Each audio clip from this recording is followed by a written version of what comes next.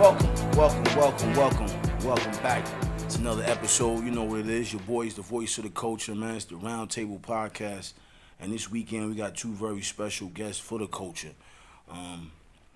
They're going to give us so much insight. Please, I hope you got your notebooks, your pads, your pens, classes in section. Welcome to the show, Lorraine and my guy, Rudy. And I'm just going to let these two great individuals just tell a little something about themselves. And we're going to rock right into the interview. Welcome to the Roundtable Podcast, ladies and gentlemen. Thank you. As you said, my name is Lorraine Jarvis, and we're here to give you guys some financial information, something that we didn't have when we were coming up, especially I'm a woman of a different age, and I definitely didn't have any insight of this. Right. And so it's information that can help you, can change your life. It can create generational wealth for you and your family. Okay. I'll tell you a little bit about me. I am a manager at a nonprofit organization. I came from a family that background church, always helping people. Right. So, and my father and mother both had some sort of entrepreneurship, and so I jumped right into learning from them. Always wanted to help somebody. That's why I'm in the nonprofit sector. Always wanted to open up a nonprofit sector, and with foster care. However. Okay. When you're in the nonprofit sector, you learn what to do, but you also learn what not to do. Okay. And so the best thing to do is have your own funding. And so I'm in it to create more funds for me so that I can open up my own nonprofit organization. Also, to create generational wealth. I know about this 40-40-40. And this 40-40-40 does not work for us. Yeah? It does not. Let's say you work 40 years, 40 hours a week. And you come home with nothing. And right about now, you're not going to get that 40% of your pension, if you get a pension, because a lot of organizations, you have to pay into your pension now. So, and if you're not getting a great salary, guess what? Your pension, you're going to have to work. So I'm of a mindset that you have to have multiple streams of income. And so that is why I'm involved in this industry. Okay. And where you, Bergen County, New York? Oh, no, I'm born and bred from Brooklyn. Okay.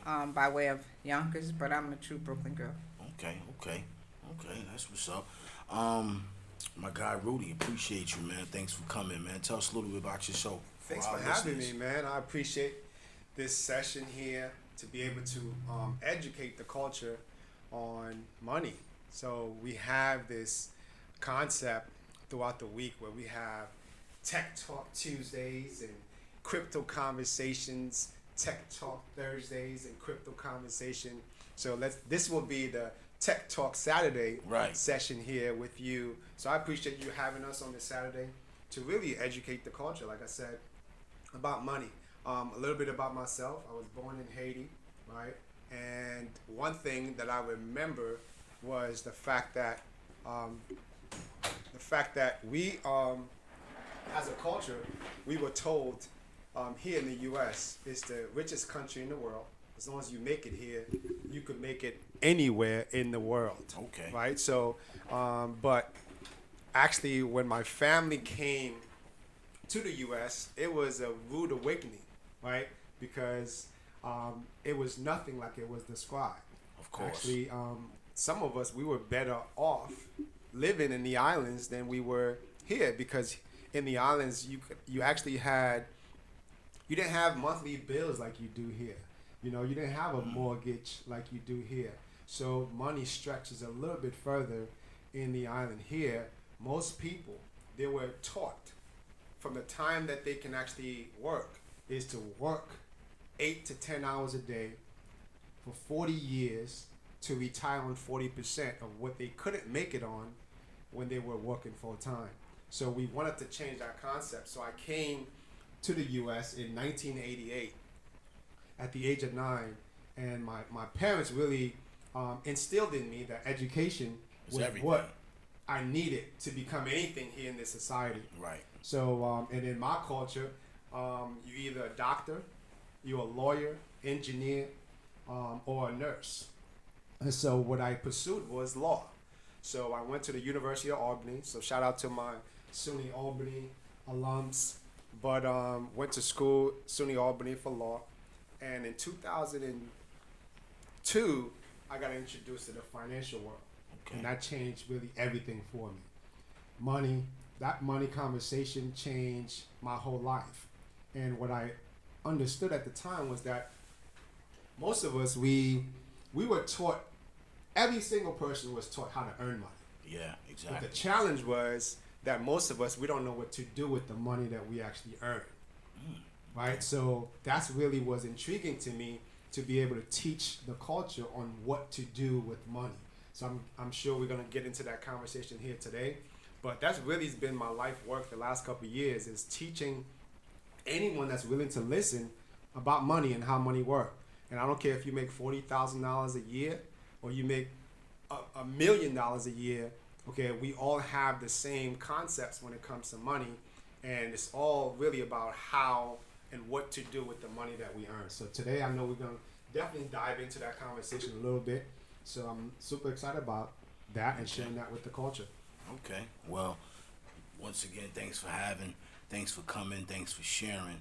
But I need our people to understand some important things, because I think my culture, my age group, my bracket, we're caught up in the limelight and society, the big lights, the big city, all this BS. I'm going to say BS. And please feel free to speak how you want, because we're all adults. But I think my culture doesn't understand what's it mean to make a dollar stretch. We spend before we even get it. Yep. Like, I see that. Before, you hear, oh, I'm about to get my taxes, I'm going to do X, Y, Z. Right. You're already plotting to do some negative, dumb shit, and you haven't even received a dollar. Now, what do we need to do as a culture to change our mind state? I believe, I'm a father, so I believe in teaching your children now to invest, save, and also work, but not work so much where you're working for them, but you're working for yourself, because that's what was taught to me from my parents. My father was a businessman his whole life, and it was always about elevating yourself and not just being happy with this 9 to 5, this pension, this basically what they line up for us. So, what made you get into it? Being that you're a nonprofit, like, how does that whole, what's the scale of that? Because when people say nonprofit, it's like some people turn away from it and don't want to be bothered, but you stayed pushing forward with it. Well, like I said, I grew up in the church, and you always taught to help others, and my mother always did it. So my background is a little different than the average person. I came up as a foster child, so wanting to help, I had a different lifestyle. However, it was sometimes better than, because I wasn't all over the place. I was in one household. I was treated just as equal as everyone else. But I learned that you have to give back, and so the first thing is to teach your child how to give back. Even it doesn't always have to be money, but to share. Ultimately, it may become money, because if you grow your money, then you will be able to do that. But always to give back. The other thing is that, as Rudy was talking about the 40-40, that doesn't work anymore. It doesn't work anymore. I mean, even though I went to school. Let me ask you this: has it ever really worked? Not for us. I don't believe so. I mean, I don't think so. I mean, it's your honest opinion. If that's your opinion about it, please. What I can say is, I know people my age that their best thing right now, that if they're living comfortable now, they work for the city. Because back in the days, the city gave you a decent pension. You worked hard though. My mother, she worked for the city. Yeah, you worked hard, but the city does. I have a cousin who's doing very well now. He's retired. However, they have cut that up, because they have seen that we as a people, one thing we do know how to do is we do know how to make money stretch. Exactly. Make money stretch. If we have that foundation, we do know how to make money stretch, and they've seen that. They've seen that in different in different genres, you know, as far as the music business, you know, sports. Every day 9 to 5, they've seen it. And so they, in their own way, they pull back. They pull back. I mean, nonprofit organizations, there are some that pay pretty decent. But then you're faced also with watching them serve our people, but it's really not serving. It's sort of, sometimes it's like surface work. Now, I'm not going to say everybody's like that, but The majority? it's a good number, because what happens is with a nonprofit organization, you have other companies giving you money. You have to go out and get that money. Basically, you get an allowance. Not allowance. You go. What you do is you go and you pitch, and you tell them what type of service you're providing, Okay. and then they donate. But with that donation comes restrictions. And obligations. Right. And if you don't fit those restrictions, either the money's taken away, or if you fit that restriction, your client just may not get the service properly, or the in-depth service. So me seeing that in the arena that I've been, I just feel like, do we service people? Yes. Do people, are we helping people? Yes. But is it the majority?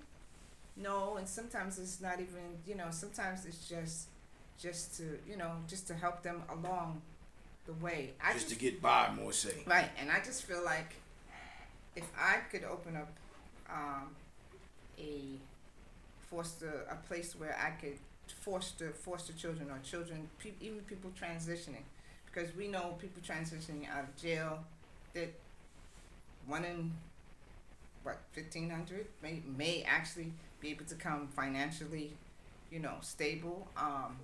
There's a lot of things out here. Right. So I would like to open them up to that, and just to teach them. Some of it is fundamental. Some of it is fundamental. It's also, we also have a self-development piece, Right. where you help a person get the confidence Right. to do what they need to do. So where will we even start off at with that? Because a lot of us, I'm gonna speak for myself, and this was many years ago. I was incarcerated. I came home, and I'm not gonna lie. When I came home, I think I was more scared then than I ever been in my life, besides having my first child, because I didn't know what to expect. What can I accomplish? What can I do? I'm a convicted drug dealer. I mean, this was 1999 when I went to prison. I did 2 years, but still, it was 2 years taken away from my life and my child and my family. And at that moment, it wasn't like it is now with social media. I didn't come home to people putting the phone up in your face and all that. Right, I right. kind of came home, it was, Y2K shit. Yep. Right. But I had to figure it out. I didn't know where to go, who to turn to, who to talk to. Only people I really had was my parents. That's right. And I was more scared to violate my parole because I was worried about what they was going to feel. But as far as the help, I didn't know. They didn't even give us an outlet. And that's the problem. There's it's very slim. You know, I guess you said your parents helped you, but Right. what about that person that does not have a parent? Exactly. There's programs out there, but it's like you got to fit it in that program. What happens if you don't fit in that program? What happens if you still, you know, because a lot of people that are incarcerated, the foundation was never set. So they have to go back to that foundation, and they may not, these programs out here may not have those tools. So it's just like they say, it takes a village, but Right. you gotta find those little houses and those villages to find out. And it's here, but it's not really out here. I don't think And when it's it being gets promoted at out all. here, they start rolling it back. Right. I think they're scared of that. They start rolling it back. I mean, Malcolm X got his degree in jail. You can get a trade in jail, but can you get a degree now in jail, like he did? Can you actually? Are you able to go to school and, you know, because in my mind, jail is supposed to be a place where you get rehabilitated. But I had a couple of friends that told me when they came out, they learned how to do things illegal better than they did I mean, going it's, in. it's So, more of a. I'm gonna be honest. It's more of a. I hate to use this word, but I'm gonna use it. A nigga school. I'm sure. Because all you do is we get together at the table and we talk about you got an outlet, you got an outlet, you got an outlet, and we all from different locations. That's and we're right. like, well, my man over here in Atlantic City and my man in Burlington, so it's not no positivity. It's a place to go and connect. It's like you meeting the plug Yeah, that's it. for 5, 10 years or 2, 3 years. You know what I mean? It's a place to go connect, and I think you asked some very great questions about what do people invest in? What is it that we do? What is a person like yourself that's been incarcerated? What do you have out here? What's for you? And I think there's a lot that most people are not privy to, right? Even from what we do, one of the gentlemen that I was shocked, actually most of the people that's actually currently trading right now learn how to trade in jail, right? So now it's a big thing in jail is learning how money works. But I think the challenge though is that most of us, we wait till we're in that situation to learn something, right? Because it's not our fault, but it's the mindset of the communities that we grew up in. See, legally, there's only 4 ways you can earn money. Legally. You can either have a job, be self-employed, work a business, or become an investor. That's the only 4 legal ways you can make money. Wow. But most of us growing up, we were only taught the fast way to go earn money, and we end up giving the state right over us, right, for 5 years, 10 years, 15 years, and we end up doing jobs that we normally wouldn't do outside of jail for 25 cents, 10 cents, $1, and things that we would never do. But we end up doing it in jail because of the lack of mindset. So the mindset when it comes to money is this. We have 95% of our population either work a job or they're self-employed. Only 5% own a business or have learned how to invest or are currently investing. Right. And the fact that we're not investing, what we're doing, we're taking the capitals that we're earning and we're giving it to people that know how to invest, and they're making all the money on our hard work and labor. And we get the scraps. We get scraps. Why? Because imagine this. We, on the average, spend anywhere between 8 to 10 hours a day outside our home to go earn a living. Wow, that's true. I never thought about that. 8 to 10 hours a day out of a 24-hour day away from our families and our loved ones to go earn a living. And we never was taught what to do with that money we go out and earn. So that's why 50% of the marriages end up in divorce because of money. Because no one was ever taught how to, and there's negative connotations towards money and there's positive ones. And I've learned the positive ones being in this space. Right. The negative ones that we were taught, I mean, you and I, we grew up in 2 different households, right? Let's see if you can finish these sentences. Money is the root of all Evil. evil. You and I don't have the same parent, but we both know that. How? Because we were taught that growing up. Exactly. Have you ever been in the store with mom or dad and they said, put that back? Do you think I'm made of Money. money? Right? Same situation, 2 different households. And they said money doesn't grow on Trees. trees. How do you know that? We both know that, but we grew up in 2 separate different households. Right? All rich people are going to.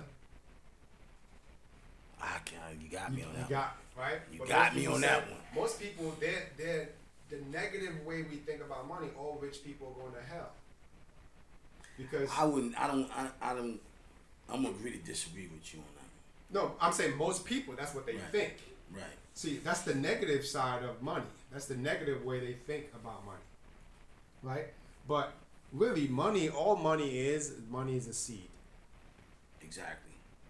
And you gotta What plant you, it. what you choose to do with that money, just like if I took an apple seed and I put it on that table, what am I gonna get in 6 months if I just left it on the table? I ain't gonna get nothing. Nothing.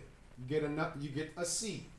Yeah, But basically. if I've learned where to plant that seed, if I go in the backyard and I plant that seed in the right soil, and take and I care of nurture it, right, it's gonna be I'm gonna have an apple tree. Right. Whether Multiple it takes a few apples. months or a few years, I'm gonna have an apple tree that can bear me multiple apples. See, money is a seed. We were just never taught what to do with the money, and what we want to do is plant it.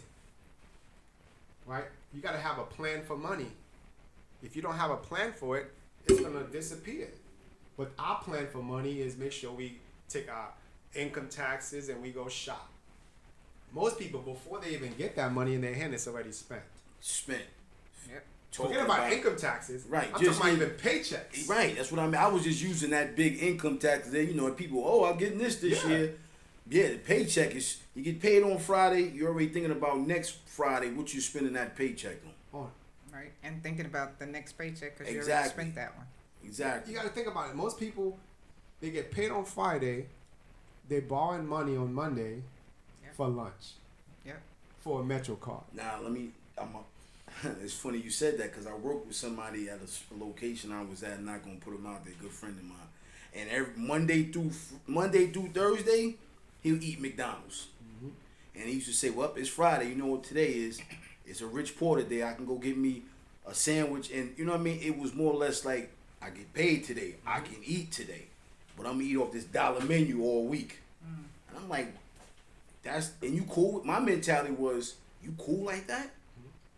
Like, to me personally, when I get to a certain amount of money, my stomach starts to hurt. That's right. Like, I'm nervous. And to the next person may be like, oh, you nervous because you got that? I'm nervous, period, because I know my responsibilities. I know what I have to do. And I know where I want to be at. And I know where I'm not going. It's backwards. But I think a lot of us are just cool with the basic minimum. Yep. Because I believe a lot of households were taught, just like you said, the minimum. Yeah. Yep. Yeah. See, Sort of survival the of thing the is, success, I truly believe success leaves clues. You mentioned tax refunds. I haven't received a tax refund in over, I don't know, 7 years. Probably longer than that. And most people are probably like, why wouldn't you? I don't agree wanna. with you that because I got my first taxes last year, and that's been almost 18, 19 years. Yeah. And So the I never reason, benefited off why of that. that is because I own a business. Right? Most business people you know, do they get excited about a tax refund? No. Do they even get a tax refund? No. My father, perfect example. Why is it that most people that own businesses probably pay less taxes than the average person that work a job? Because the system was set up for what? For who? Them. The wealthy, the people that own versus people that rent, people that own businesses versus people that Work for the work business. for the business. If I put a list of people on this table right now, we can calculate how much money is people that work a job versus people that own a business. Because there's really only two types of people in the world: rich and wealthy, and poor and middle class. And the middle class is slowly being eliminated right now. So you're really only going to have the rich and wealthy, or you're going to be poor. And the rich and wealthy, 97% of the people are in the poor and middle class, and only 3% are rich and wealthy. And how many of those are even black? That's a whole nother story. Whole nother story. That's a It's whole a whole nother nother story. story. You know what I mean? And I think to me, that's scary. Yeah, very scary. But like I said, success leaves clues. We got to see, okay, what is the most people that are rich, or most people that have all this wealth accumulated, how did they do it? They didn't do it by working their butts off 8 to 10 hours a day, working a job. Most of them, they have their own businesses, or they have multiple Business businesses. and incomes. Right? So if I was to ask you, what's another word for money, what would you say? Currency. Currency. If we look up the word currency, currency means movement. which means money was Can you never. repeat that for my audience? Because I don't think a lot of my audience even understood what you just said about currency. If you, I mean, we all have access to the internet. Look up the word currency. Currency means movement. See, we were taught in our communities the minute we get a dollar, we either spend it or we go save it, which means that the dollar's not being moved. Another word for money is currency. So wealthy people have learned how to move their money as soon as they get it. Wow. Yeah. That's why we teach people, okay, how to use a dollar. If you really break down a dollar, you have 6 ways to actually use the dollar if you want to become debt-free and financially independent. Okay?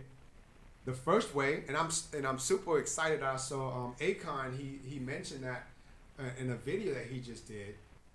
He said he operates on a 10% rule, which means whatever it is that he's purchasing, if it's more than 10% of what he has sitting in the bank, he doesn't purchase it, which goes right in line with our concept of 6 ways to use a dollar.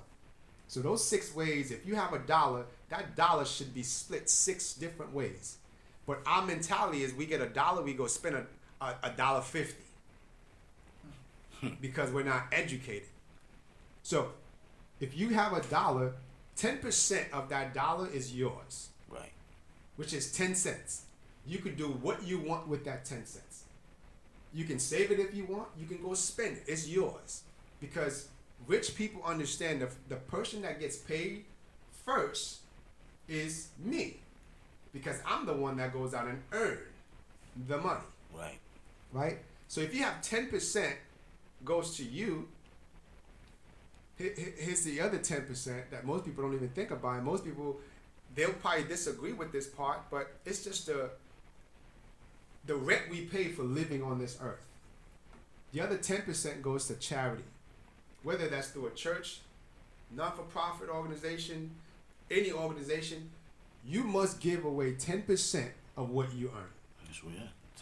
Tithing. Tithing, right? 10%. So we up to 20% right now. Off that dollar. Off that dollar. 25% of that dollar is living expenses. See, once you do your living expenses on paper, because remember, money needs instructions. If you don't give it instructions, it's just gonna go. So 25% is living expenses. You write all your living expenses on paper, then you have a choice to make. If you living above your means, you need to cut back. Or you gotta figure out other ways to earn more money so you can live comfortable the way that you wanna live. So whatever your living expenses is right now, if it's more than 25%, you need to do one or two things: cut back, or go out and earn more money. Right? So we at what, 70%? No, 45%. Yeah.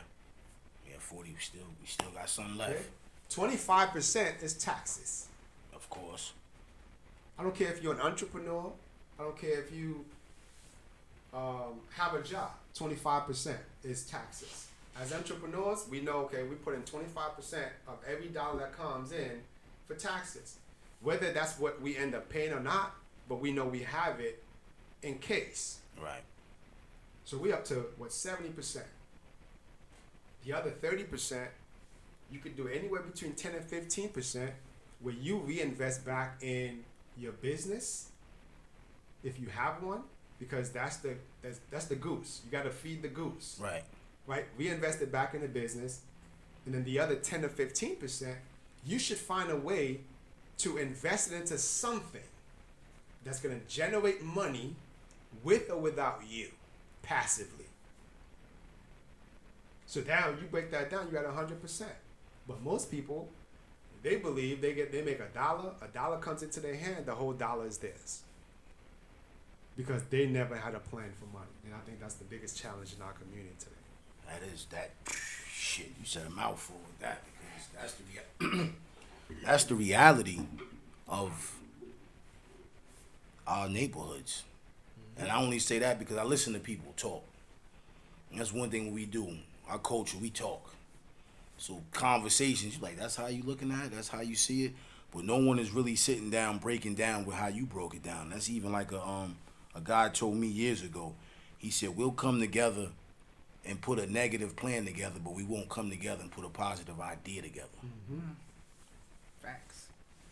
So we'll come together and sit down for 20 minutes to 2 hours to figure out how we're going to move 100 bricks. But we're not going to figure out how we're going to take our kids to college. Or even just the whole thing of what you said, how you broke that dollar down. No one is giving us that. And I don't think a lot of us even want to hear that. So what do we do for those that, I mean, where do we go? Like, what do we do? Because at the end of the day, just sitting here with this little bit of time, I learned some things just small part of this conversation. But a lot of us, we don't have these conversations. We don't even know where to go.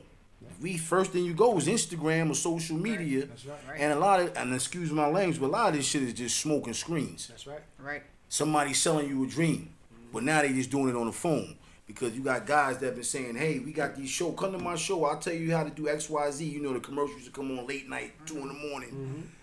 And you know, my parents might have thought about doing it at one point. I'm going to go see such and such talk. He's smoking mirrors because he's not really saying much of anything that's going to help us. And I think that's where we as a black community fall short. No one's helping us to the completeness. And I also want to say this. It's a lack of wanting to help too. I don't think we want to learn. Yep. I don't think if it's not fast and furious, we don't want to do it. That's right. Right. And you're absolutely correct. We have to look at our history. People, you know, but we have to want to. But if we look at our history and how our ancestors survived through what they survived through, they got together. I mean, Harriet Tubman. But that's the key word to what you just said. They got together. Right. At this point, we're very divided. We are divided. We're not listening to the right people. We're not reading the right books, and you have to literally pick yourself up by your own bootstraps. Yeah, I agree with But you have to want to do that. You have to want to do that. Now, a lot of people are beaten down by all the different things that's going on in the world. You know, you have to surround yourself with people that are doing what you think you might want to do. In other words, my parents used to tell me, if you're the smartest person in the room, then you need to go to the next room. And if you become the smartest person in that, you need to keep going. You need to start growing and grow yourself and study and read. A lot of things are in books, but there's a joke about the library, and if you I'm not sure of the joke. I can't remember the joke, but it's basically saying that people don't read. What do you mean they don't? They don't People joke. don't We read. don't read enough. If you want to hide anything, put it in the book. Right, there it Right. is. There it is. That's true because Yep. and then we don't want, and then the thing about that is we don't want to read what's not entertaining to us. Right, right. If it's not some gossip, some bullshit, the athlete, the ball player, the gossip, I'm not too interested. But if it's the uplift, the build, it's like, nah, I'll get back to that later. Yeah. And to that point, even with us educating the community, we find this a lot, where someone can take a course for $200, $500, even $1,000, but they will refuse to take that course, or they don't have the money. But they're the same people that's in the nightclub that weekend spending $1,000 on bottles. It's priorities. Priorities. So it's not. So I used to feel bad for people, and I truly believe if you're over the age of 18, a grown man or woman, you will figure it out, because we figure it out for anything that we find value into. Or if we want to do. Exactly. So it's not that people don't have money; they just have their priorities messed up. Beyond messed up, because we've all been at that point sometimes when we went backwards instead of going forward, and we knew goddamn well at that moment. You know, even when I was growing up, my mother and father, when I used to get it, I remember when I got a job, my mother used to be like, you got to give me money to stay here. And it wasn't because we were struggling, and so it wasn't like we're giving me money to help the house. Really, my mother was saying, listen, I want to teach you the responsibility of when you get paid every week, that you have to take care of something and not run to the sneaker man. That's Right. Just setting you up. Setting me up. Setting you Because up the for day I success. moved out the house, my mother gave me every dollar back, which probably could have been way more, but I was too busy. Nah, I didn't get paid this week. Oh, Mom, my check was short this week. Thinking that she was trying to You take from me. shortchange yourself. Yeah. But we thank you, but we don't get that at that point. Now I find myself doing the same thing with my son that lives with me. Yo, my man, put something away every week so you don't have to live check to check. Yeah. But But, the you know- challenge is that we have to be forced into saving. We have to be forced. I think if we're educated on, you know, on different ways to invest, taking those trips to the bank with our son and daughters and teaching them how to do certain things, how to manage a checkbook early on. And I think that's the challenge. That's why most people don't. I teach most people that's willing to listen, that works with me, is you need to have 6 bank accounts for the same 6 ways how you move a dollar. You need to have a bank account for each. So imagine that, because if you come to me today and I have in my 10%, as long as I have it, I'll write you a check for whatever you need. But if it's not there, guess what? I don't have it. When people say I don't have it, it doesn't mean that they don't physically don't have money. It just means that I don't have it to give, Exactly. because the priorities are there. Because if you think about it, think of it this way. 3 of the biggest players in the game are banks, hedge funds, and government. Ask yourself, where does banks, hedge funds, and government get their money from? That's a good question. They get it from the people. They get it from us. Banks don't operate without the people. Exactly. Hedge funds don't operate without people. A lot of us in the black community don't know nothing about a hedge fund. Yeah.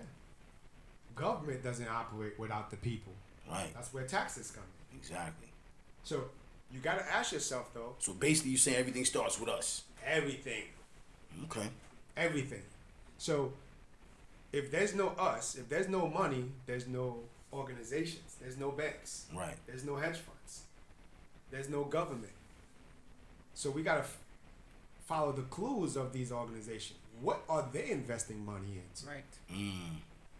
So that's why when it was an eye opener for me when we got into trading, because we found the 3 biggest players in the trading world were banks, hedge funds, and government. So where does hedge funds, government, and they get their money from the people, which means now they take the money from you, they invested in some of the biggest markets in the world. They making money over money over money, and you get nothing. You get 0.00005% in your savings account in the bank. For you to open a bank account, the bank doesn't ask for much. But if you went to the bank to ask for a loan, they want need your whole everything. life. They need everything. They want your social security. They want where do you work? How are you gonna pay this loan back? Your firstborn, because if you default, somebody's gotta pay for this loan. But we give them interest-free loans every week through our paychecks. I want you to think about that. We give the banks money. They don't ask us where the money's coming from. We give them money crazy. interest-free Wow. every day or every week. And when we try to But get when it we from try them, to get money from them, we gotta give them our we whole gotta go life. through hoops. And it's our money. And even think about it. If you had $250,000 at the bank, you can't just go to the bank right now and say, I want to take my $250,000 out. They're They're gonna gonna tell you, I question don't have you. it. But they don't have it because money doesn't sit in the bank. Because remember, money is what? currency. and it's Currency. moving. So that means money, as soon as you put it, yeah, it looks good on your online On banking. paper, yeah, it looks good on all that. But the money's not sitting in the bank because money is currency. So that means that money is being moved. And it's there to make money. My money is funding somebody's mortgage. My money is funding somebody's auto loan. My money is funding somebody's student loan. Your money, our money. So now we just need to figure out the game of, okay, it really comes down to interest. Because you can be on either side of the interest. You could be on the positive or negative side. Most of us in our communities, we're on the negative side of interest. We end up paying interest, paying high interest on our mortgages, Credit cards, car car notes, notes, you name it, student loans, just to the ceiling. right? But when the bank takes your money, they gave you 0.0005% on your money. But when you take money from them, they charging you 18%, 30%. So basically, they're the hustlers. We just the customers then. I wouldn't even call them hustlers. I would call them the straight mafia. Villain, yeah, crooks. Crooks. And it's not their fault. They're business people. Exactly, but you can still be a crook in a business Yeah. suit. So you either learn what they know Right. for you to participate in the gains that they get. And that's what we teach people every day. Wow. That's a handful right there. But it's sad though, because at the end of the day is we always trying to figure some shit out. And it's right there kinda like in our faces the whole time.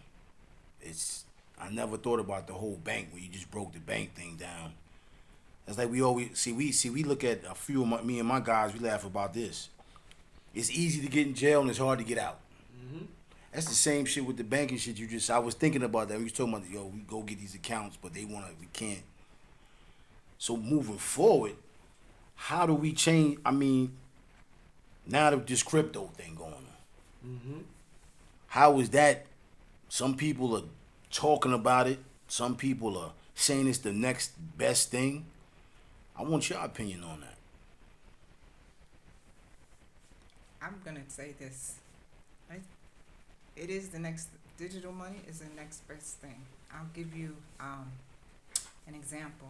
This weekend, I was in North Carolina, and I went to Walmart, and we just went to buy a couple of things. And so I went to give the lady cash. She said they didn't have any cash. And I turned around to my brother and I said, "Didn't I tell you this before?" They had no cash. We're talking Walmart. We're talking Walmart, Sam's Club. They said they didn't have no cash, so you have to use your card. You have to think about it. Do you remember when debit cards came out? Right. Everybody was like, "I'm not going to use debit cards. I'm just gonna use cash. Cash." You know how they got you? They made it convenient. ATM machines. So now you can go to the ATM, but you need a card to go to the ATM machine. Okay, that's the beginning. Credit cards. Now it's just moving along. Digital is the next money, and if you sit back, it's out there, and it's been out there. It's been out there. When Bitcoin came out, it was $1. It's at 40,000 now. So it's about educating yourself about this digital world, because digital is the next era. That's amazing, because and I say we, if you don't see it or we can't touch it, we don't want to be involved in it. Okay. Do you, like when COVID started, like in the middle of COVID, do you remember if you went to the store and you saw a sign that said exact change or no change? If you didn't have exact change, you had to use a card. Right. And then at some stores, they didn't even want you to use a cash. They just wanted the card. That's right.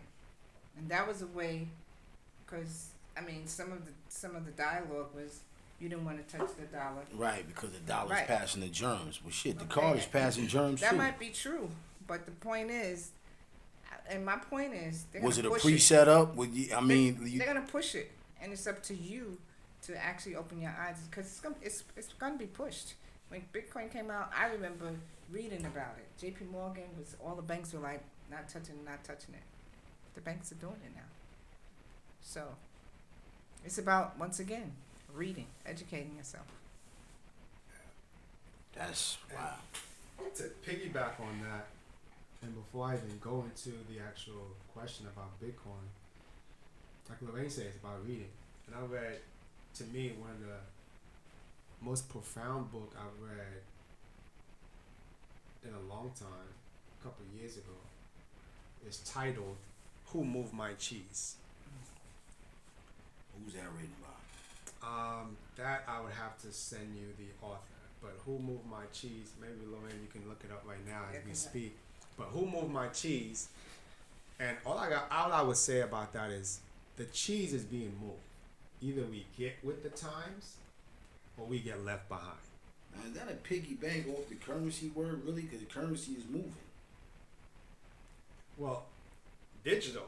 The whole world is going digital. As a matter of fact, before I even go into digital currencies, it is said that in the next 10 years, Before you go there, Yeah. why did they? Let me get the question right. What made that shit take its course though, like the way it did? well, I'm going to answer that. Okay. So it said that in the next 10 years, 50% of jobs will be replaced by artificial intelligence. 50%. And I want you to think as far back as when did this start? Remember when we first started calling companies and we would get automated systems. Exactly. Automated services. And if you're old school like I am, like we don't want to talk to a robot. Still, I want like to get now, a I want to person talk on to the a phone. person. Right. I But do that now- with my phone bill. I want to talk to a person. A person. But now a lot of us are used to doing that. Like I pay my bills through the automated system. A lot of young generations, they don't even want to talk to a live person. They do everything automated. I remember a couple years ago, my banker was, Rudy, you need to get online banking. I'm old school. I want to do stuff I want to come to the branch. But she convinced me after 3 years, I did online banking. Now, unless I actually need something, I don't go to the branch. And think about it.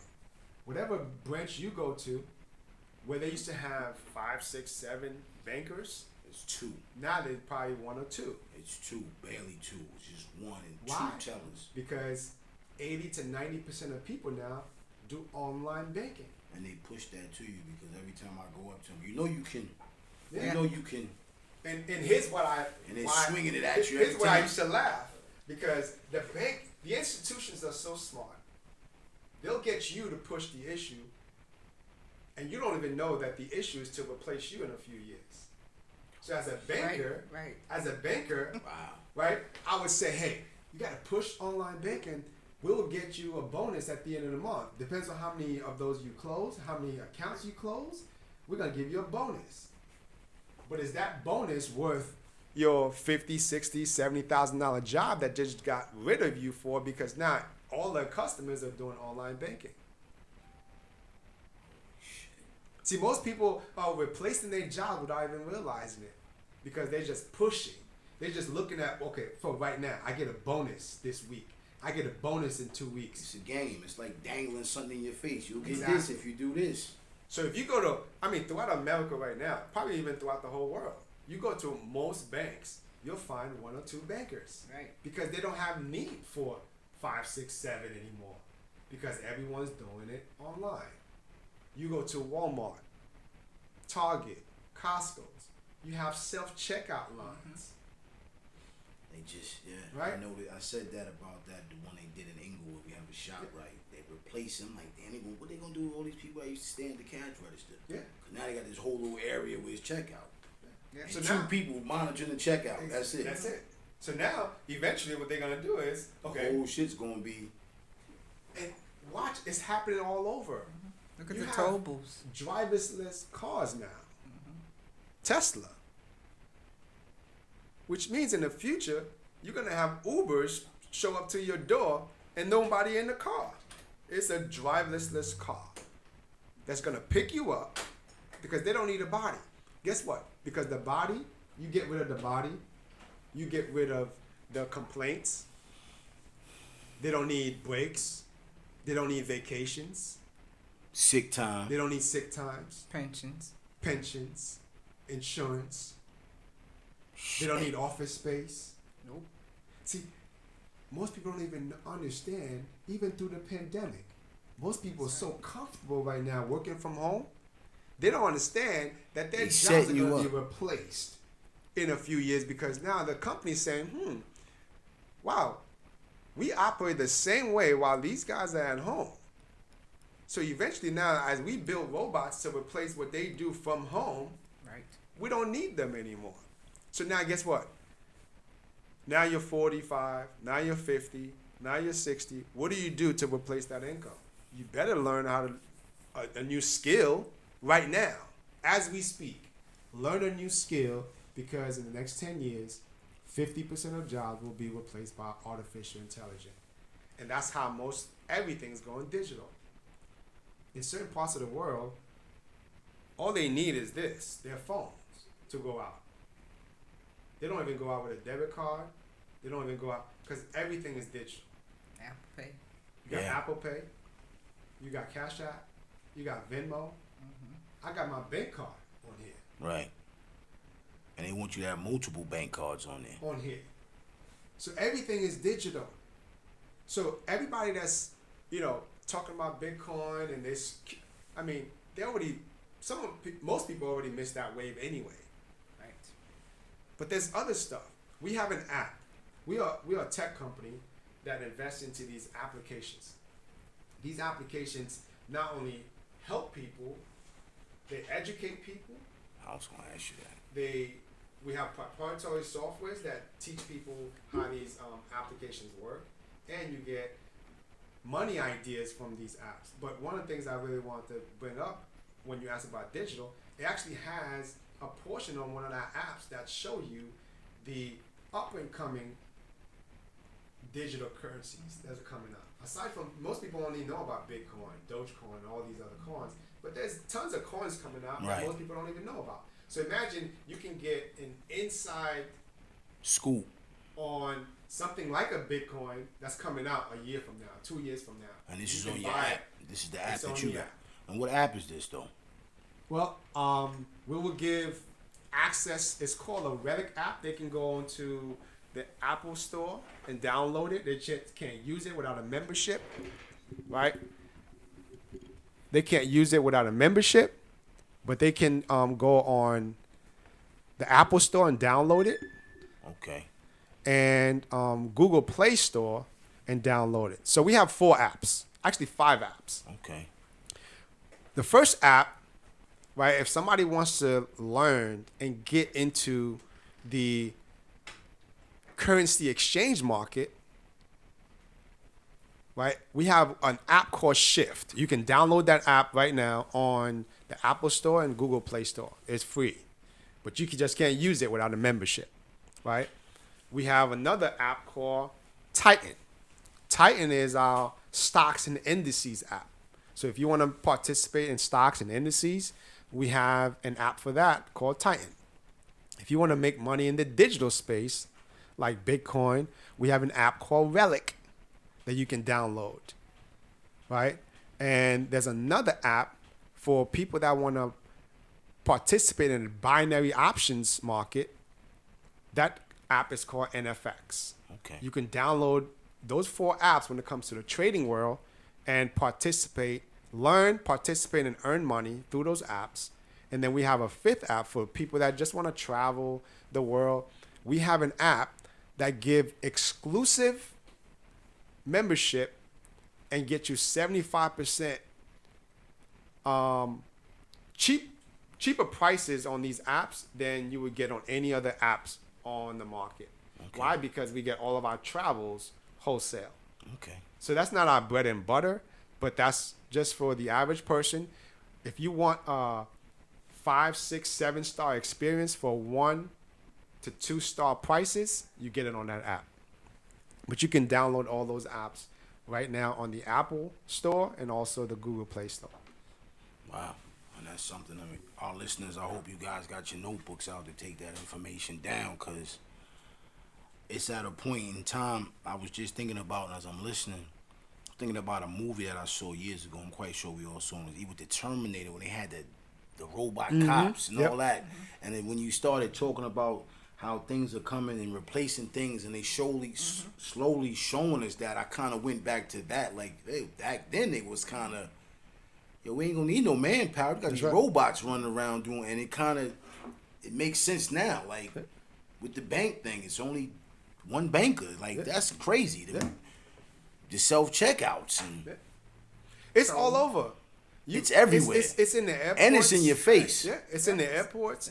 I was looking at Sports Center the other day on IG, right? They have a robot that was actually, I don't know if you saw it, if you follow them, but there was a robot that's actually like dribbling the ball, and I made a joke about it. Like, imagine in a few years, right, where they don't have to deal with the LeBrons in there, they can deal with a robot. a bunch of robots, And don't have to pay them.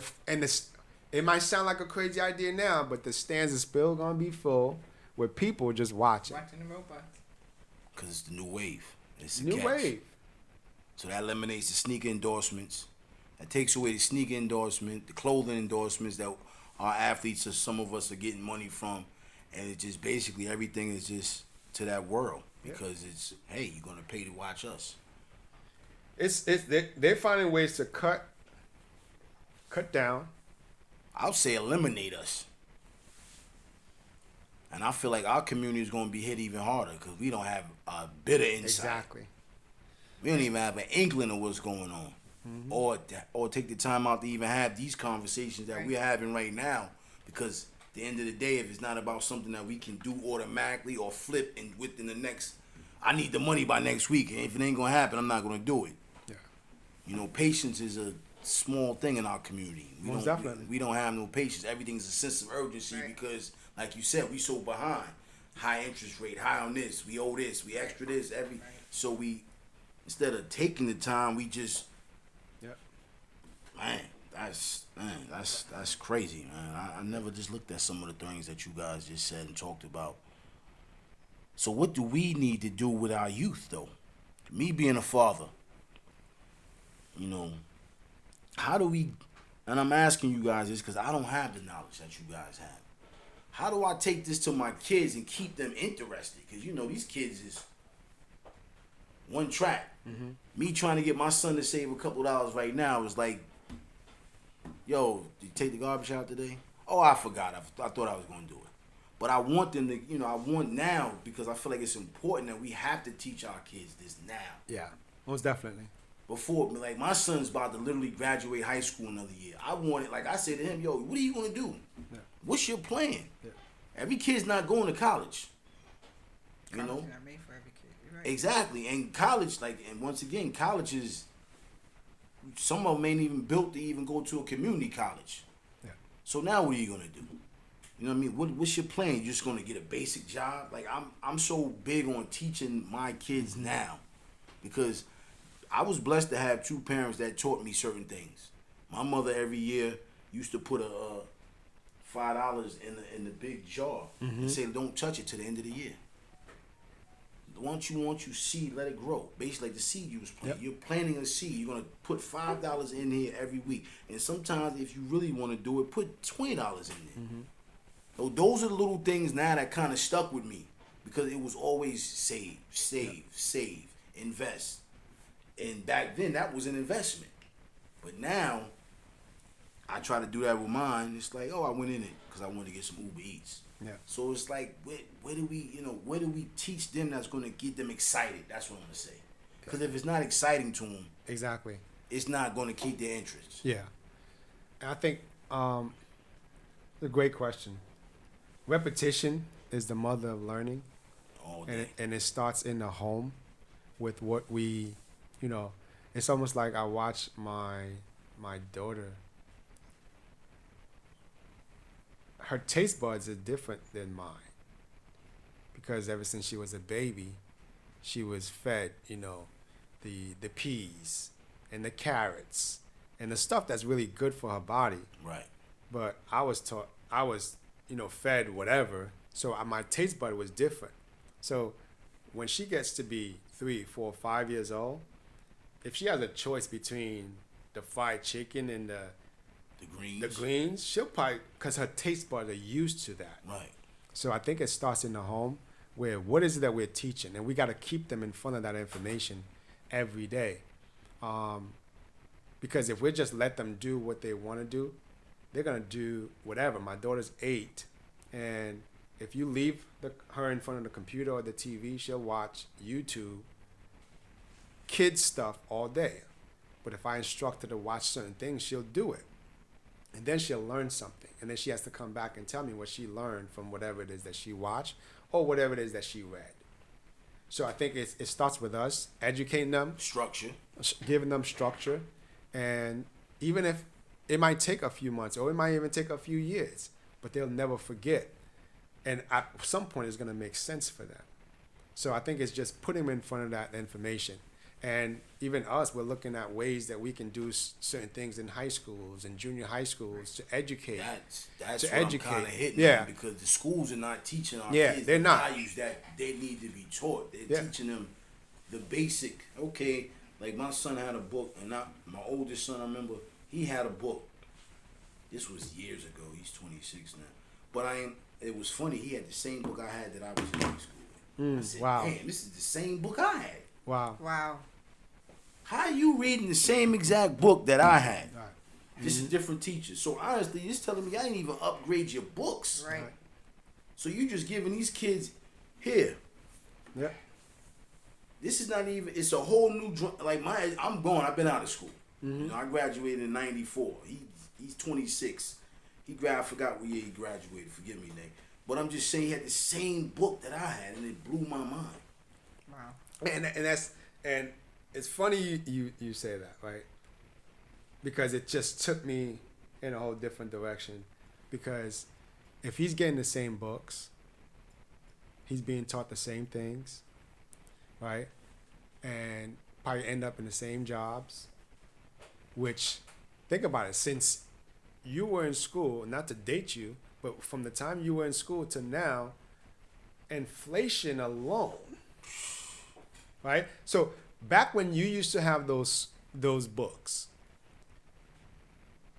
how much was a gallon of milk back then versus how much a gallon of milk is today? Right. Times are different. The growth. So if I'm reading the same information, It's no growth. if I'm getting the same type of jobs, making the same type of income, I'm always going to be behind the 8 ball. Because a gallon of milk, when you used to read those textbooks, was maybe less than $1 or $1, but now it's $6-7, which means the information that we're privy to, okay, it's not advancing us. So if it's not advancing us, it's not growing our incomes. It's teaching us to stay basically. We're gonna keep y'all right here. And now I'm gonna ask you guys this. But everything else goes up. Of course. Yeah. Cost of living goes up. Everything around us goes Right. up, but our income stay the same. Exactly. So I want to ask you this, Lorraine, being that, the piggyback of what he said, being that with the nonprofits, with the education, and with the foster care, how do we get inside these places and make a change though? You know what I mean? Like what I said with the school, with the book. Like we need people inside to say, hey, look, this book is done with. We need to start teaching these classes. We have to actually get inside. We actually have to go and do the work. We have to do the work. We have Point to do blank, the work. period. Point blank, you have to do the work. I mean, There's no way to you're sugarcoat talking about it. your child and the experience that your child has had. If your child is having that experience, then it's the kids in his class are having the same experience. So now you do it at home, but the parent has to go out and say, listen, the parent needs to be educated first. Not necessarily the whole school thing. Right. Educate Yeah, yourself exactly. on what we're I talking agree about. with you on that. And then after that, then go and speak to the school. Speak to the school and say, listen, volunteer. Because of course you go to the school they're like, okay, They're we gonna don't hit have you to with the do- BS. We don't have to do, yeah, exactly. So then you start volunteer. One child at a time. One child at a time. Now, do you believe it's just the inner city? I mean, I'm not trying to sound racist, but I just feel like certain things are just, It's not about. you know what I mean? I racism just at feel all. like, It is what it is. It's not. It's like Rudy said. It's not about racism. It is in the cities. Because there's schools that are teaching about investing. Exactly.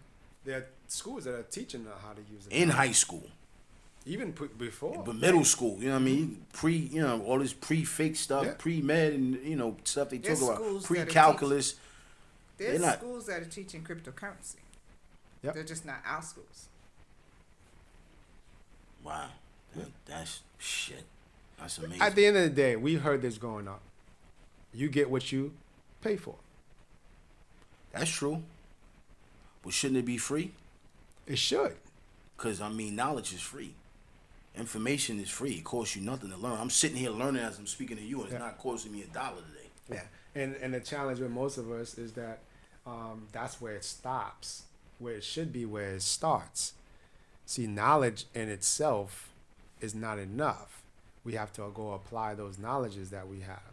And I tell people all the time, if knowledge by itself was enough, then the richest people in the world should be our local librarians, because they have access to information all day, every day.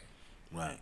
But having the information around you and do nothing with the information means nothing.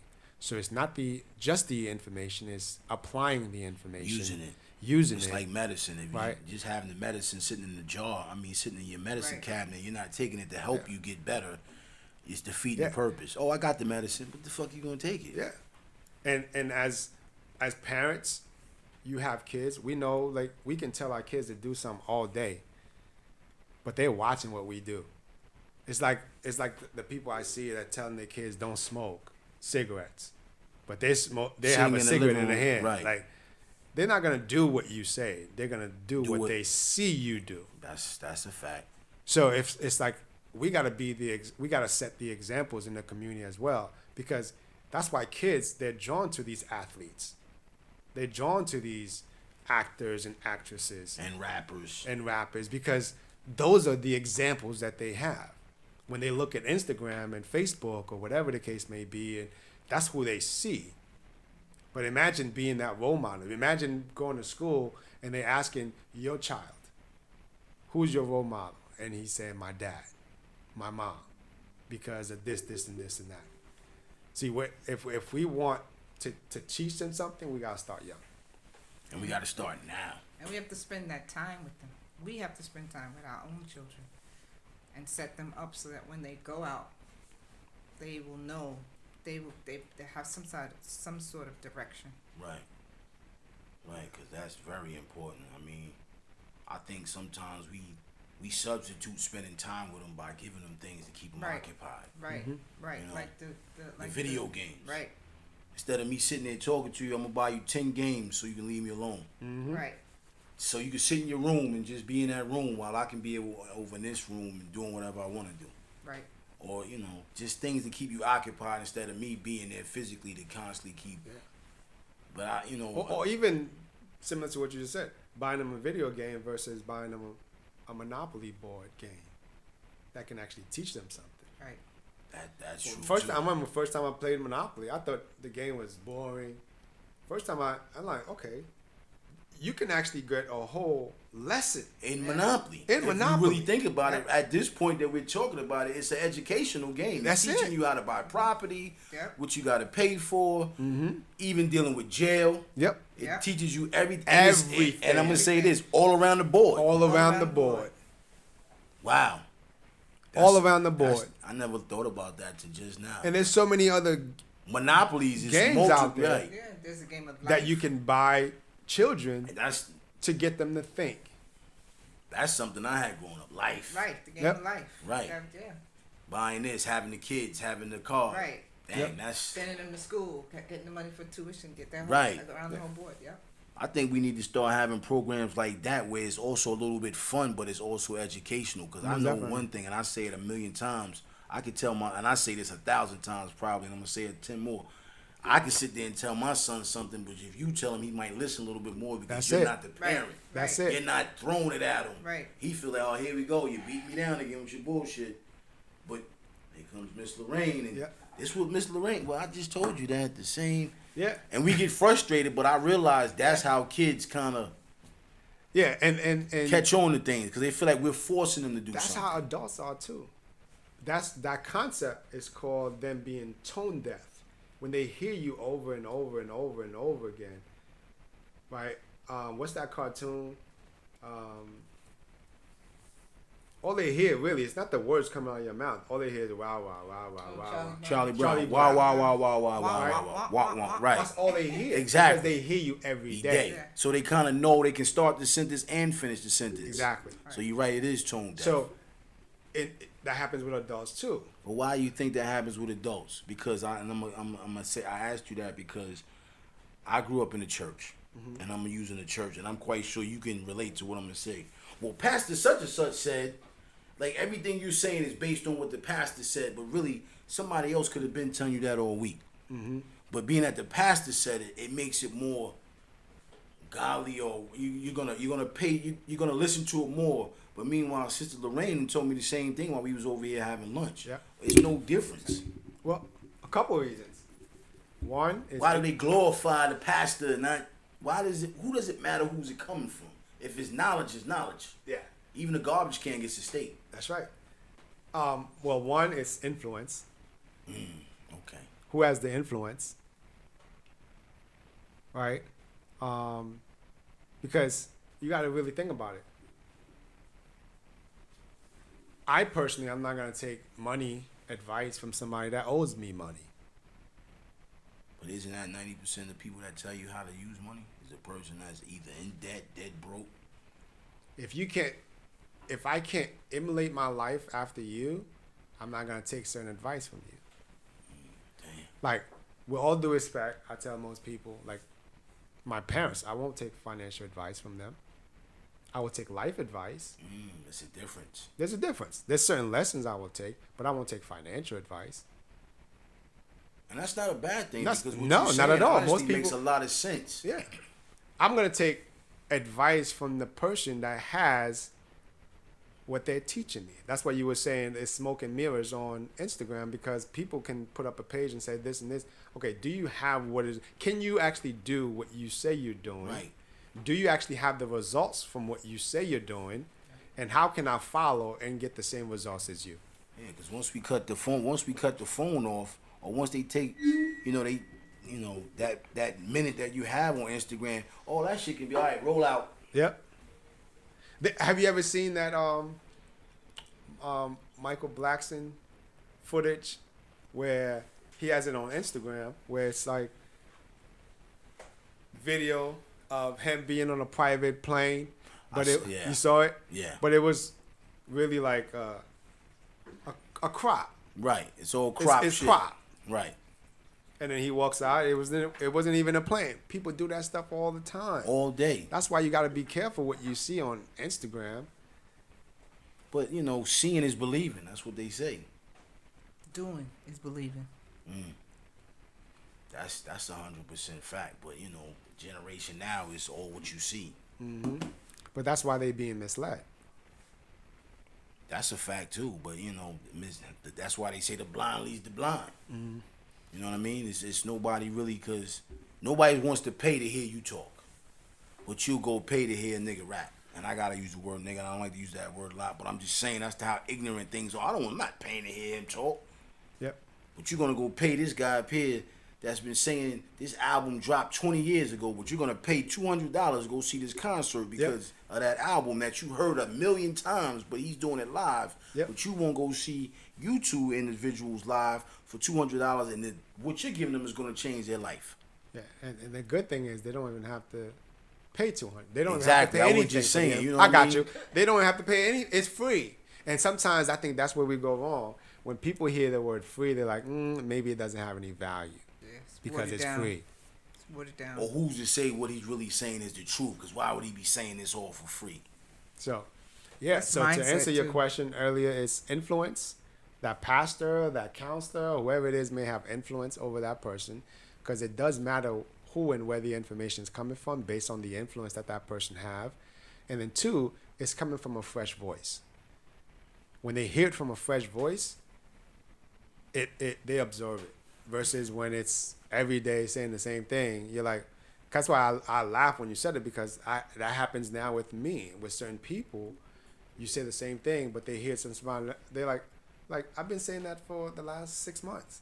Right. But now such and such said that he's the God. Tone deaf. He's- So that's why we gotta humble ourselves and say, even as parents, and say, okay, what can I do and where can I put these children in front of so they can get the same information that I've been telling them for the last 6 months, a year. They can get the same information, but from a fresh voice. And then that repetition kicks in. Yeah, it That does. repetition kicks in because, like, my dad told me this. I didn't think about that. It does Yeah. kick in. Yeah, It repetition. does. That's, yeah, If they take that little bit of moment, right. they may not want to tell us that, but they gonna sit. You're right. Damn, They don't have to tell, just apply. that's the key to it all. That's Because the you'll key. see it. That's really the key to it all. Applying It'll yourself. materialize in the things that they're doing. But you know, people don't materialize the reality. I think people more so materialize the dream. They want to materialize the dream. When I feel like, honestly, the dream is not really a dream because anything you put your mind and your heart to, you can do. That's right. You know what I mean? You just got to believe in it. And like you Right. said, apply it. Right. But people want to talk about it. It's more talking than applying in our community. Even with anything that we do, oh, yo, I'm going to get this, I'm going to get that. When you going to get it? Because, goddamn, you've been beating me in the head about it. Because For all they have longest. is the dream. They don't have the plan to bring that dream to reality. Some of them don't even think, I'm going to be honest, and I'm going to say this, and I might be wrong. Some of them don't even want the plan. They just want to talk about the dream because it sounds like it's the shit to talk about. That's right. You know what I mean? Like, I'm going to go talk to Rudy today. I'm going to talk to my guy and get all this knowledge. But then, meanwhile, you talking to you, getting all this knowledge, just to come back and tell us he's been kicking it with you, but you're not applying it. Exactly. And then now we sit back and we're looking at it like, hey, man, you've been talking to Rudy, but we don't see that you're getting any beneficial out of it. So maybe I may not want to listen to Rudy. And I'm just telling you how some circles see things. 1,000%. You know what I mean? If you're not popping, but you keep talking about Lorraine this, Lorraine that, but you're not doing anything Lorraine is talking about. That's right. 1,000%. So why should I go listen to Lorraine? Because your ass is still sitting here in the mud. That's Meanwhile, I see Lorraine doing a thing though. I see her everywhere. And I'm saying, you know, then we start to think negative. Maybe she's scamming. Maybe she's scheming. Maybe she's just selling us a bunch of bullshit. That's the easy way out, though. And we tend to do that. We tend to take the easy way out. That's the easy way out. To say, okay, well, maybe that's a scam or whatever. Instead of going to Lorraine and saying, what are you doing? Can I talk to you about it? Tell me about it. But to sit back and say that's a scam, that's the easy way out. And that all comes from that person's foundation, their belief system, you know, what their confidence. What they were taught. Yeah, what they were taught. And so that's the other piece of it. Self-development. Yeah. And here's one last thing I would add to that is us doing this for the last couple of years, I've found the most skeptical people and people that ask the most questions are people that don't even have money to begin with. But the Repeat rich that again. the rich person, the most skeptical person, and the people that ask the most questions are the people that don't have money to begin with. A rich person knows how to evaluate something when they see it. And they don't have to ask too many questions when they see it. No, it doesn't mean that you can't do research, but a rich person understands. People with money understand a money move when they see one. Right. And they take full advantage of it. And with us, we're skeptical. We don't like to take risk. We do. We just like to take the wrong risk. Wrong risk. Right. We won't take that risk into sitting here putting 10,000 into Coinbit. You know what I mean? Or whatever you go. But we're gonna put 10,000 in getting them bricks down south. Yep. To my cousin because he's there. It's an 8-hour trip. I done took the ride. You know what I mean? All these convincing things. But you're not gonna give me this to invest with Rudy and Lorraine? Yeah. I don't know, man. That's And one because thing, we were taught how to earn money from our neck down versus our neck up. wow. That's the God honest truth. But a lot of us are also scared to say we need help. Right. I think that's one of the Being biggest. vulnerable. Like, yo, I need help. And then you like, a word? Yep. And then sometimes the person that you told need help, oh, you don't know. And now we trying to figure out a way to, Game on. thank you. So it's like the cycle just keeps coming. Yeah. Which it should be, or you don't know, I'm going to give you the full, I'm going to teach you. And when I teach you, you're going to be able to see it. Yeah. So it's like, excuse my language, who the fuck do we trust sometimes with this shit sometimes? You know what I mean? Yeah. Because we done been through so many different avenues and roads. And it also goes back to what you guys said, the mentality too. Yeah, because if you trust yourself, then your gut is going to tell you. And then you also have to take a chance. You have to come out of your comfort zone. You have to take a chance. Do you think that's one of our biggest problems? Not staying in this little, yo, I'm cool here. I hear that a lot. Nah, I'm good here. I'm chilling. The They comfort say zone. that new word, no new friends. Like that no new friends. Why not? You want to stay with just, I mean, I think it's the biggest bullshit line in Yeah. the world, but I Yeah. believe it's the most line that really needs, that we need to learn. We need new circles. We need new things. It's fear also. It's fear of the unknown. It's Comfort fear. zone. Wow. Well, the Bible tells you walk by faith and not by sight. Yeah.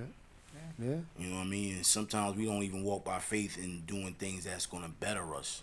Mm-hmm. We rather just, nah, I ain't fucking with that.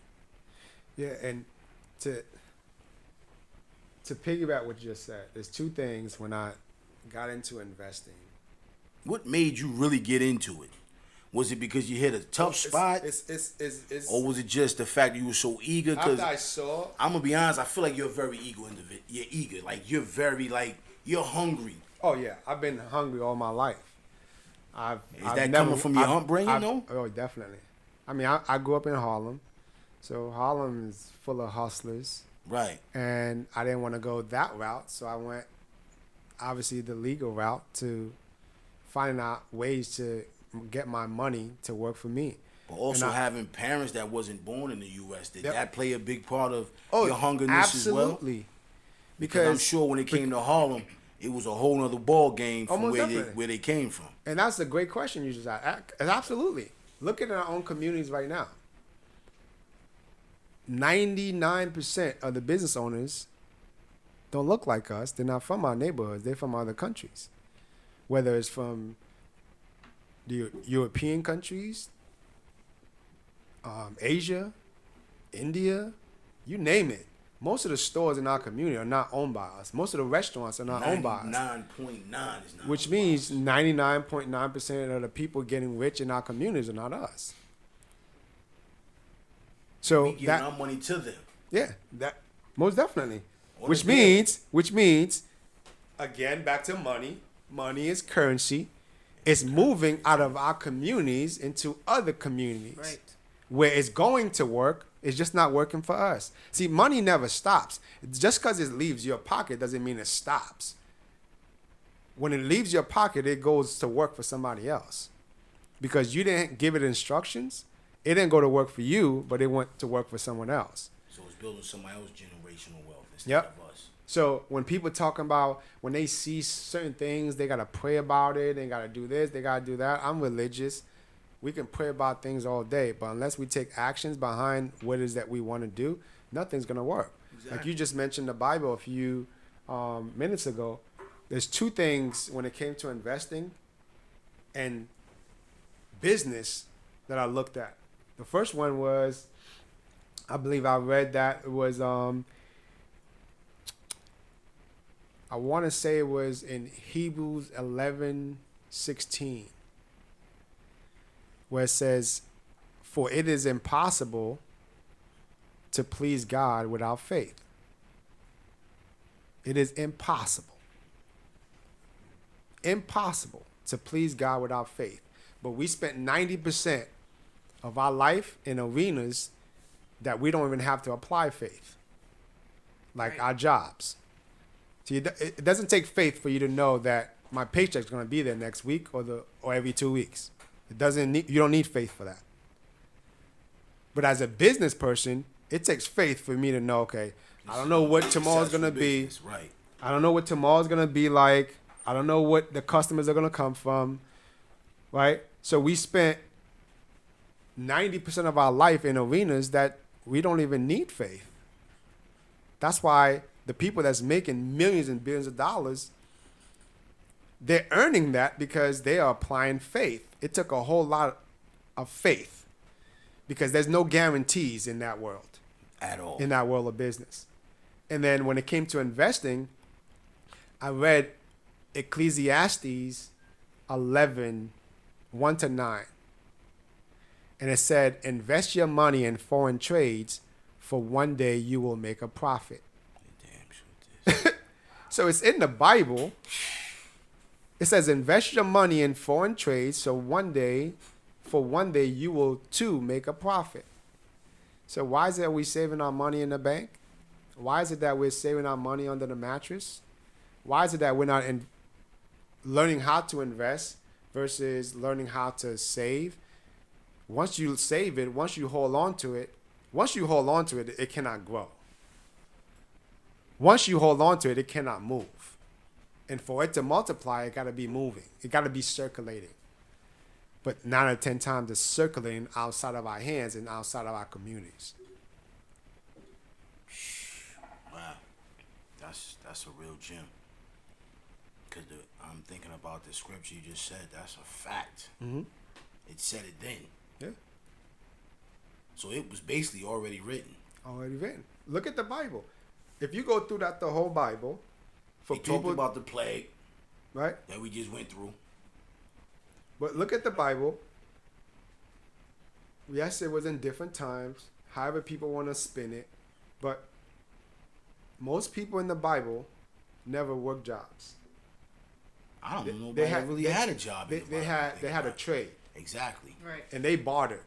right, Whatever you do, right, I barter for what I do. right. But I never worked a job. The only person in the Bible, the only people in the Bible that worked jobs were slaves. Right. Wow. That was. I didn't even understand that part of the game back then until you just broke it down. Like that. They knew what they were doing. Mm-hmm. And that's why we become slaves to our jobs today. That's what I was about to say. We now life cycles are repeating itself. Yeah. Because All guess over. what? If they get you to think, Rudy, you need this job to pay your bills. You need this job to do this. You need the job to take care of your family. I'm going to keep working the job. I'm not going to take no risk. I'm not going to take left. I'm not going to look left, look right. But guess what? The minute the pandemic happened, most people lost their jobs. Now, there's a lot of businesses that were birthed In the pandemic. in the pandemic, where without the pandemic, people would have been in their comfort zone and stuck where they're at. They would have never leaped. So it was the gift and the curse. Most definitely. It's just about those who applied it. Mm-hmm. It goes back to Right. what you said. Application. It was all about the applying. Yeah. Everything is, because everything you have two sides of the coin. You could look at it as a positive or a negative. You could say, okay, you could sit and cry about it, the pandemic, why me, why this, why that. Or you could say, okay, what's the best that can come out of this? And a lot of people birthed businesses. A lot of people went over 6 figures or more during the pandemic, because now they had to rely on them. They had to hustle. test their faith. Right. They had to test their skills. Really, they just had to, like you just said, they had to. It was really all faith That's right. and apply. Go faith and applying. And it's funny how we always apply when we flat ass. That's it. Every time we hit ground zero, we get a. We know how to get. That's one thing about our culture. We hit ground zero. We're gonna bounce back. Yeah. Well, when you fall on your back. There's no place else but up. Right. But let's stop falling though. That's another thing. I'm tired of that. We gotta stop falling. Well, the only way we stop falling is by, 1, educating ourselves, 2, utilizing the information that we have. Because sometimes you might bring that information to your community, but they'll take that information from somebody else before they take it from you. Of course. That's why I hear a lot of people say they don't like to put their name on a business, because if I put my name on it, you're not going to support my name. You know, but you'll support, that name. So some people don't like to put names on, their business. This is John's record shop. I just want them to be a record shop. Yep. And because the ignorance, the way we thinking, I'm not going in John's. Fuck that. I'm not messing with him. I'm not going to make him rich. But you got to think, you're making everybody else rich. Everybody else. So what's the difference? Everybody else. That's the thing most people don't think about. Like everything you talk about, everything you drive, everything you wear, is somebody's last name. Facts. Everywhere you do business is somebody's last name. Chase is a last name. Right. Wells Fargo is a last name. J.P. Morgan. J.P. Morgan, Chase. Merrill Lynch Fund. Everything is a last name. Gucci is a last name. Right. Tommy Hilfiger. Polo. It's all Last names. Nike. And We've been supporting, building these names for years. for decades. Now it's time to build it for you. So let me ask you guys this. Do you guys have teachings, classes, or how can the people really follow what you guys are doing on a day-to-day basis and educate them? Great question. I need y'all to really Yeah. put that out there for our listeners. And I'll let because- Lorraine talk in a second as well so she can give her. But I would say the first thing is I put a lot of stuff on my Instagram. So if you go on my Instagram, it's at Rudy, Rudy, Volcy, I'm actually going to it right now. So I can have it locked in. Volcy, and I'll repeat that, at Rudy Volcy, Rudy, V as in Victor, Olcy. I put a lot of stuff, events that we're doing. We actually next week we're going to be It's doing at Rudy. at Rudy Volcy. Okay. We're doing an event in New York City, in Midtown next week. Is a free informational at this beautiful penthouse in Midtown. Contact me if you are interested in getting a free VIP ticket from me about that. But we're gonna have a tech and crypto conversation in the penthouse. It's by invite only. It's a private event. But we currently have Zoom information that we do every week, minimum twice a week, to give out free information on how people can tap into these different markets. We do live events as well. And right now we're in the process of, opening offices. Right after this podcast, we're going to be looking at an office in Jersey City, where our goal is to have an office where we can be hands-on, teaching people Yeah, that was my next question. how these markets work and how to tap into these different markets. So there's going to be stuff happening in Harlem. There's going to be stuff happening in Jersey. There's going to be stuff happening in Long Island, Queens, upstate, Brooklyn. You name it, we're going to have a space for you to come to learn and have the hands-on. I know most people, they need that hands-on. Yeah, I think hands-on Yeah. is very To important. teach them how to do that. I just had a conversation prior to coming in here, about, brokers. Brokers actually helping people fund their accounts.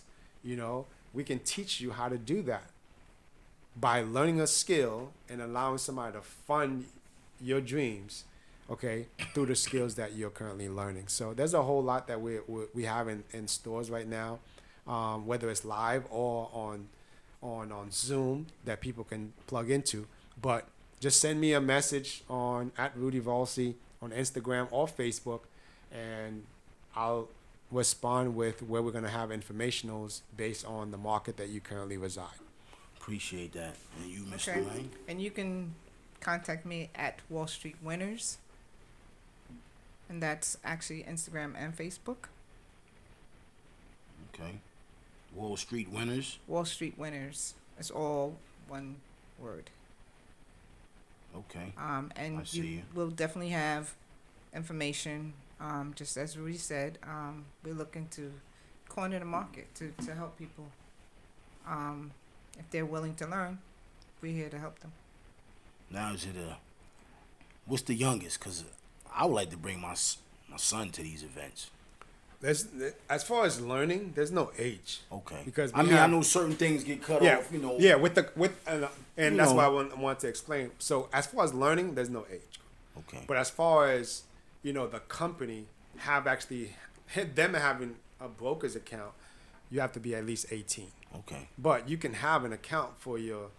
We have kids as young as 8, 9 years old trading on their parents' accounts, right? They learn the skill, and they're actually one of the fastest one to pick up the skills, Right. Because they know how to use these devices, Right.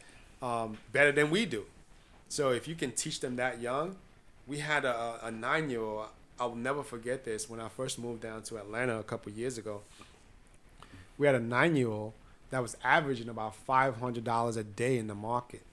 Most adults don't even make $500 a day, but he was averaging about $500 trading on his parents' accounts. So these are skills that once they learn it, guess what? These are the type of conversations they're gonna have with their schoolmates. That's what I'm getting These are the into. type of conversation they're gonna have with their It brings kids on on the more. playground, Right. right? So we want to teach them as young as possible, but as far as having their own account, they have to be at least 18 or older. Okay. I'm going to ask you this before we close. I never really got a chance. I wanted to throw this in there. What do you feel about the credit? This whole credit thing. Like, What do you mean specifically about credit?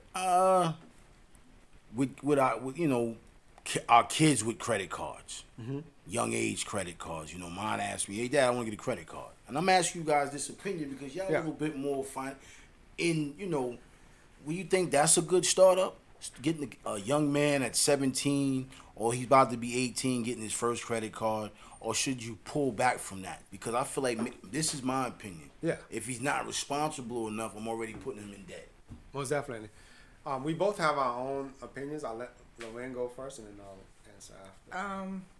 There's tools out there that it's just not giving them a credit card. There's the tools to teach them how to use it, how to control it, and then of course the parent is going to be overseeing it. But there's actually tools out, and I think I have it because I sent it to my niece. There's a tool, and it's literally the same thing we do, but it's at their level, and it teaches them how to save. It teaches them how to even actually use the card, of course, with Can parental you please guidance. send that to my phone I will when you get an look for that. opportunity? Yeah. It's all about teaching the right way. Okay, The right way, and it's not one time, it's repetitious. exactly. And then practicing and working with them, and letting them go to the store and purchase something that they want, asking them what they want and teaching them how to save for it, those type of things. Right, because it was something that I was trying to, I said, he spoke to me about it. And I said, okay, it's this thing they got afterpay, which you pay now, you pay later. But what I was trying to show him, won't you start doing that? Because to me, I feel like that was like a pre-credit card situation. You pay up front, then you got to make 4 payments. Yep. On the 15th, that payment is due. So you got to make sure your funds is in there. He said to me, "Oh, Dad, now I just rather buy it straight up." And I don't think he understood my message. What I'm trying to teach you how to make sure that you have this on this date.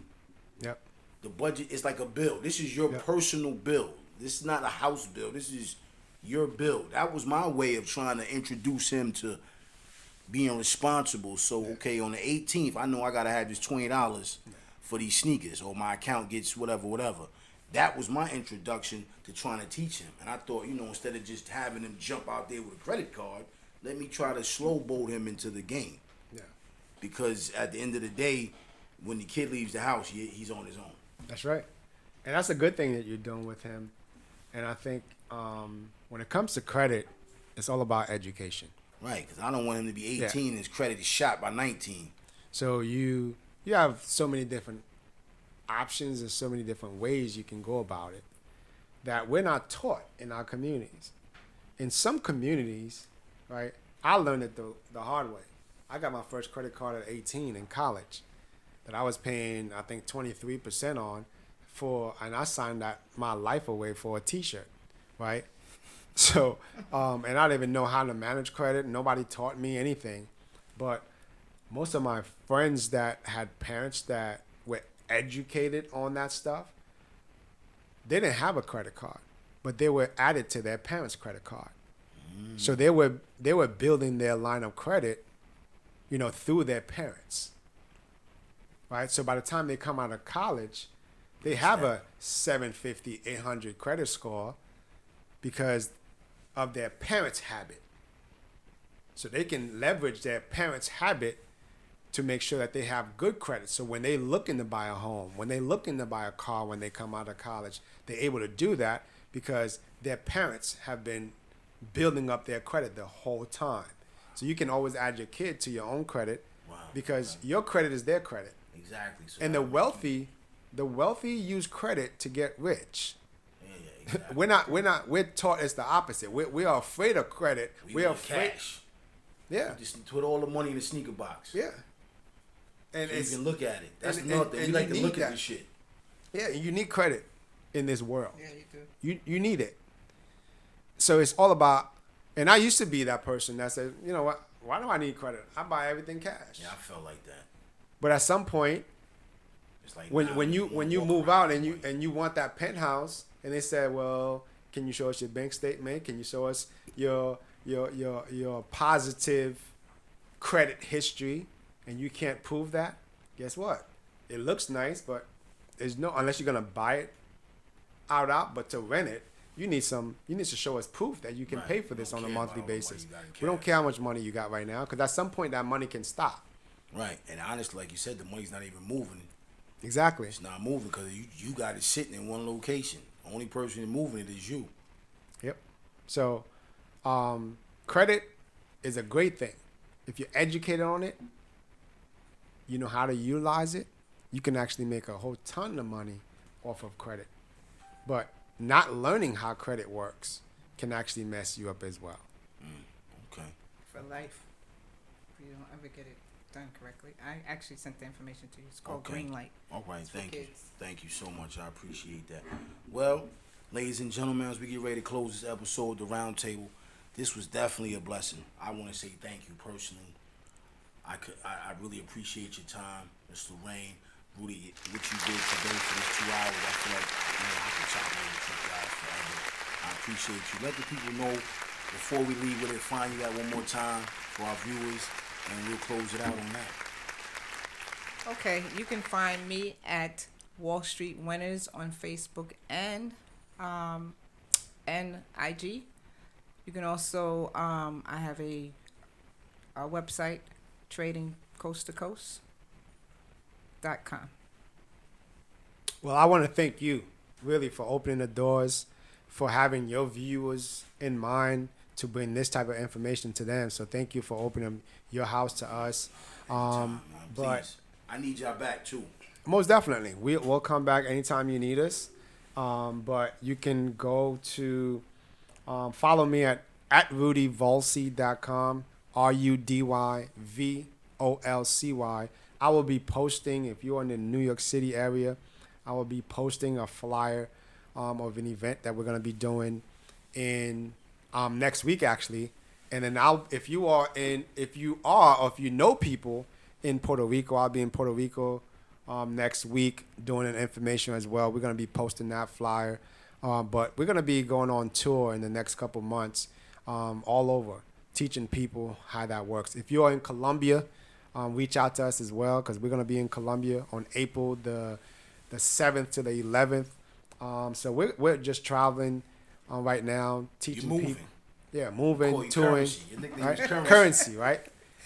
Teaching people how this stuff works. So thank you again for having us. Yes, Yeah. thank you so much. Thank you so much for the education, your time.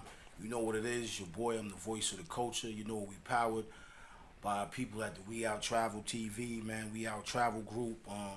We got a mixer coming up March 30th, Boulevard Bistro in Harlem. Come on out. Doing a live interview from 6 to 8. Come mingle, come meet some of our We Out Travel Group members, and just support the culture more. Entrepreneurs, our past and present guests. If you guys are not doing nothing, come on down, just mingle with us. Live interview with my guy Walt, the Wizard, and you know what it is. Love is love. God bless, and I'm out of here. One.